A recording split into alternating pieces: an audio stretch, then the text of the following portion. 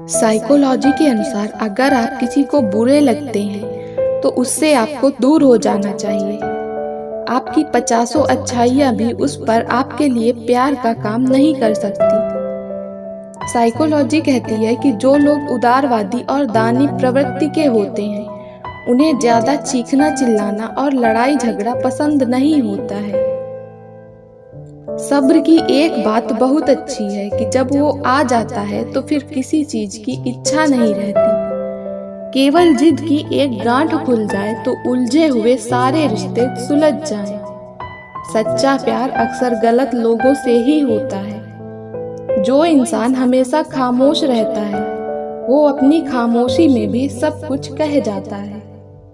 मैं जब डूबा तो समंदर को भी हैरत हुई कि अजीब शख्स है, किसी को पुकारता ही नहीं। किसी को चाहना गलत नहीं होता, लेकिन किसी को चाह कर छोड़ देना बहुत गलत होता है। रूठने का हक तो अपने ही देते हैं, परायों के सामने तो मुस्कुराना ही पड़ता है।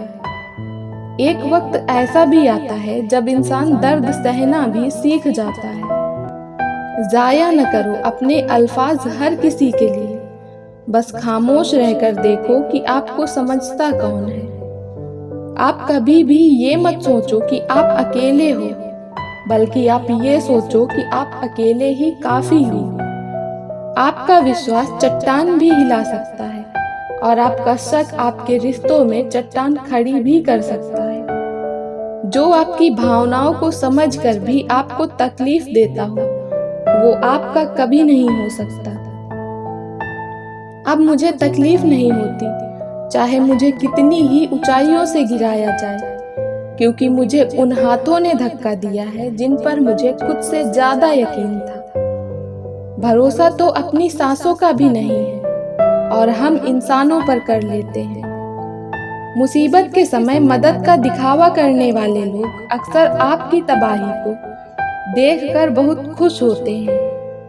ये रिश्ते भी अजीब होते हैं, बिना विश्वास के शुरू नहीं होते और बिना धोखे के खत्म नहीं होते। लोगों से ज्यादा उम्मीद मत रखो, वरना हमेशा उदास रहोगे और लोगों को जरा भी फर्क नहीं पड़ेगा। बीता हुआ कल कभी वापस नहीं आता, पर बीते हुए कल में लोगों का बर्ताव हर वक्त याद आता है।